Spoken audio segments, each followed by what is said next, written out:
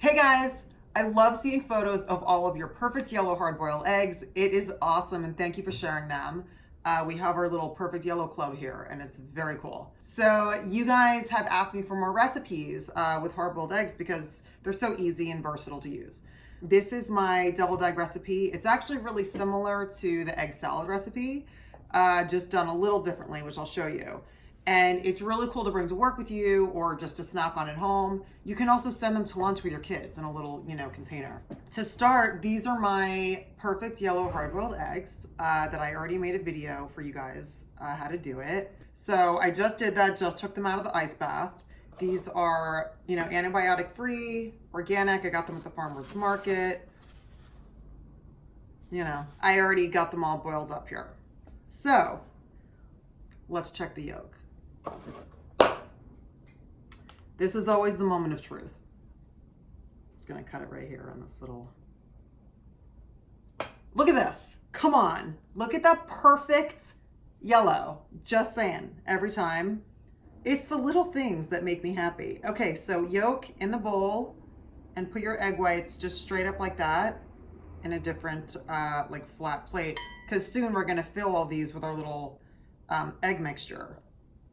In between cutting the eggs, you want to just kind of wipe it off as you go, because then when the yolk kind of sits there for a minute, it gets really hard to get back off and make it look pretty. So you want to kind of just, in between each egg, just wipe your knife off. Look at this yellow. I mean, look at that yellow. Do you see? That is ridiculous. Oh my gosh. Also, when you get eggs, like fresh eggs from the farmer's market, the yolk is like neon. And none of us have the time to do this, but if you do, even if you like do an experiment where you do hard-boiled eggs with like, store-bought whatever, and then from your farmer's market, you just see the difference in the color, the freshness and the vibrancy. Oh, it's just so cool. So now you have all the yolks out. So now what we're gonna do is we're gonna make the filling. And much like the egg salad recipe, depending on how much mayonnaise you like or vinegar or mustard, you really kind of have to test it to your palate. As example, like my partner doesn't like a lot of mayonnaise. So when I make any of this stuff, I really don't use that much mayonnaise, but other people might. So you just kind of have to figure it out, but I'll give you like a good basic starting point. So the first thing we're gonna do is take a fork and we're just gonna mash up our yolks, okay? So we have a good little base here, right? And it kind of just turns into like a crumble. But now what you're gonna start with is, I'm gonna start with a tablespoon of mayonnaise, which is great because this is all I have left. We'll see what happens. Because I've made this so many times, I know that a tablespoon is a good starting point for how we like it in my family. So then now, careful when you open your mustard, because sometimes when it's out of the fridge for a minute, it like pops out. So you just want to be careful about that. So I'll add a teaspoon of mustard to start.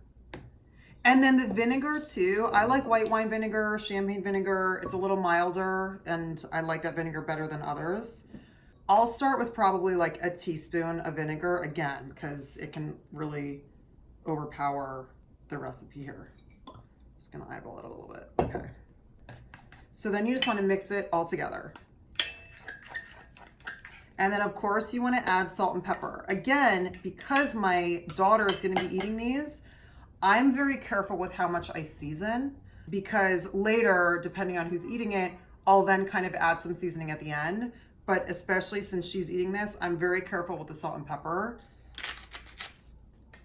So it's kind of turning into like a smoother kind of paste there.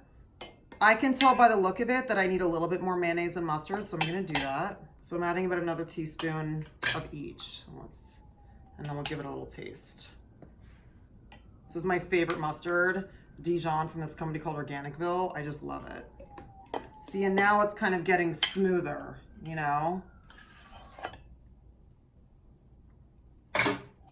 That's yummy. I'm gonna add a little bit more salt and pepper. Again, you kind of want to have fun experimenting with this. I definitely think there's enough vinegar in here, that's for sure. Okay, so now let's try it again because I learned from Bobby Flay, if you're not chewing, you're not cooking, which basically means you need to taste your food. That's really good. Okay, so the next thing we're gonna do is we're gonna fill the deviled eggs, which is fun. So, you guys, I've had this thing for years. It's a little pastry gun. You do not need something like this. Like, you can use a pastry bag. This comes with like all these little things. And the reason I got this was because I used to be obsessed with this show called Challenge. God, it was years ago. Where these people would, it might even still be on the Food Network, I'm not sure. But these people would have to make these at least 3 feet tall cakes. And they had, I think, 8 hours to do it. And I watched so much of it that I'm like, my sister was getting married.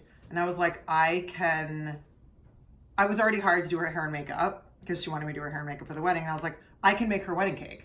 I'd never made a wedding cake before, ever. And it turned out like this terrible Dr. Seuss, like Leaning Tower of Pisa. She was very sweet and was like, thanks, but not happening. But I did end up with all these little tools that I got. This was for like the piping and stuff. So then when that cake didn't turn out well, and I was like, well, clearly I'm not like a wedding cake baker, I can use it for deviled eggs. So that's what we're gonna do. And I have not made a wedding cake since, just saying.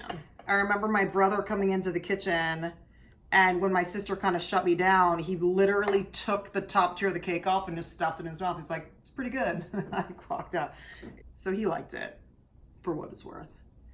So literally we're just filling the body of this little pastry tool. You can use a pastry bag. You can even take some kind of storage thing like this, fill this and cut the tip off and then literally make your own pastry bag. Like, for real, and you can also just spoon them in. It's however you want to do it. I need a reason to justify buying this ridiculous pastry gun because my wedding cake got shut down. So that's why I like using it, because it gives me a reason to have it, you know? And then I don't feel ridiculous for like getting all this pastry stuff. Whatever. Anyway, so now what we're gonna do is we want to move. This thing is cool because it pushes all the, yolk stuffing, whatever you want to call it, down. Oop. It's been a minute since I've used this, but cool. Here we go. Egg whites. Now, you saw what just happened. So you really want to keep the gun in the egg until it fills up, okay? So I'm going to go right here. You want to be real smooth with this.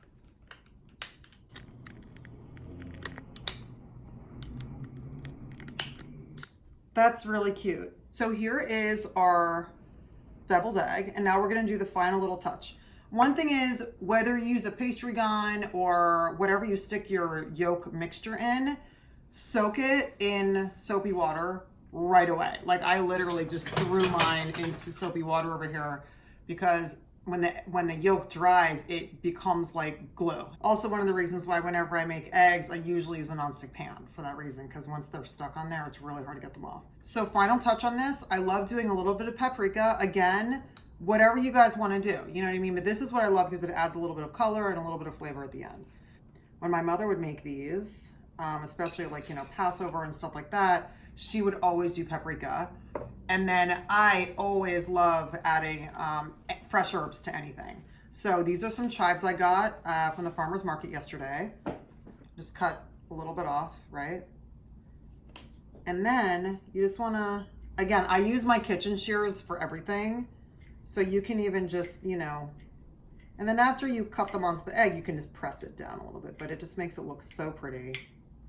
And then you can just press it into the top.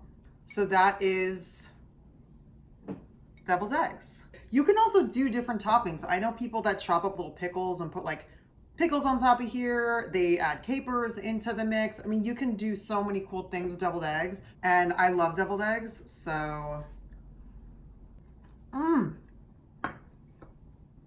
is so good. It's so much better when you don't put a lot of mayonnaise in it.